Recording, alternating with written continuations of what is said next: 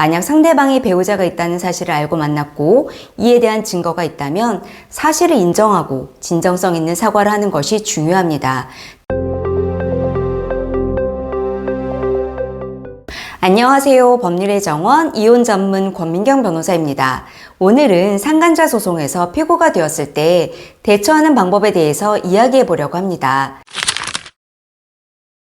소송이 제기되기 전이라면 우선 상대방이 유부남이나 유부녀임을 알고 만났고 부정행위가 명백한 경우에는 무작정 부인하고 보는 전략은 좋지 않습니다.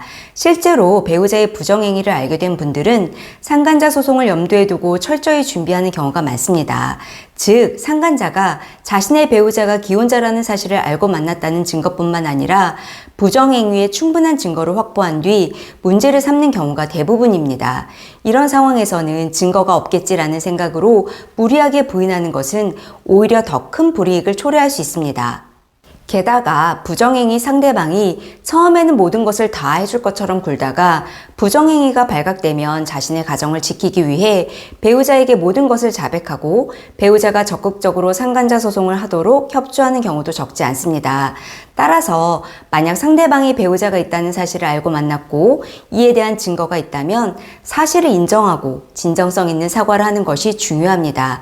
특히 상대방의 배우자가 소송을 제기하기 전에 먼저 사실을 인정하고 사과의 뜻을 전달한다면 원만한 합의로 문제를 해결할 가능성이 높아집니다. 실제로 원고는 소송 과정에서 피고가 자신의 가정을 파탄에 이르게 하고도 진정성 있는 사과조차 없다며 피고의 태도를 비난하는 경우가 많습니다. 이런 상황을 피하기 위해서는 초기부터 진정성 있는 태도를 보이는 것이 좋습니다. 하지만 피고가 직접 원고와 만나거나 연락하여 합의를 진행하는 것은 쉽지 않을 수 있습니다. 이럴 때는 변호사를 선임하여 대신 사과의 뜻을 전달하고 합의 과정을 진행하는 것이 효과적일 수 있습니다. 원고가 소송까지 가지 않고 합의를 원할 경우 원고는 피고의 진정성 있는 사과, 적절한 합의금, 추후 다시 자신의 배우자를 만나지 않겠다는 약속, 이를 위반할 경우 위약벌 지급을 조건으로 내세우고 피고는 이런 합의를 진행하면서 해당 사실을 제3자나 가족에게 알리지 않겠다는 약속을 요구하는 경우가 많고 실제로 이러한 내용으로 합의가 진행이 됩니다. 그리고 소송이 이미 제기된 경우 상간자 소송의 소장을 받은 많은 분들이 당황하고 걱정이 많으실 텐데요.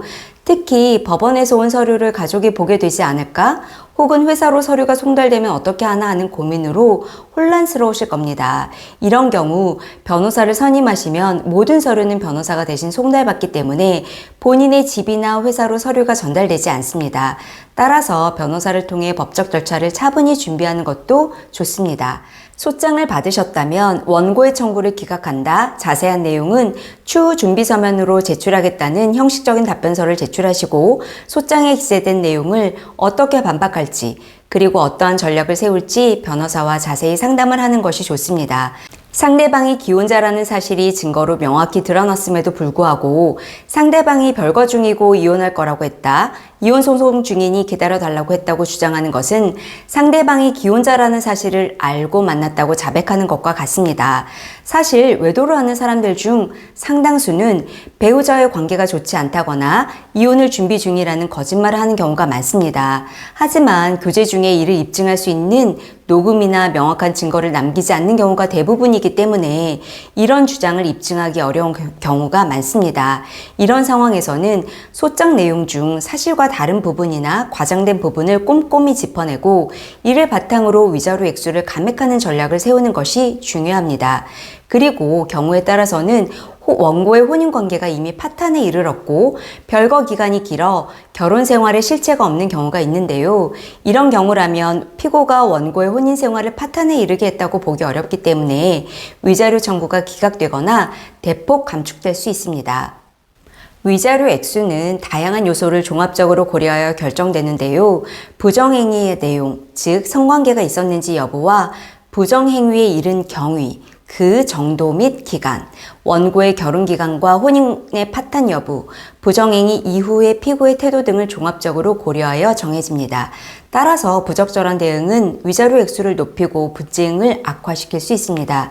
특히 상대방을 감정적으로 자극하거나 사실을 부인하며 불필요한 갈등을 유발할 경우 상황이 더욱 악화될 수 있습니다.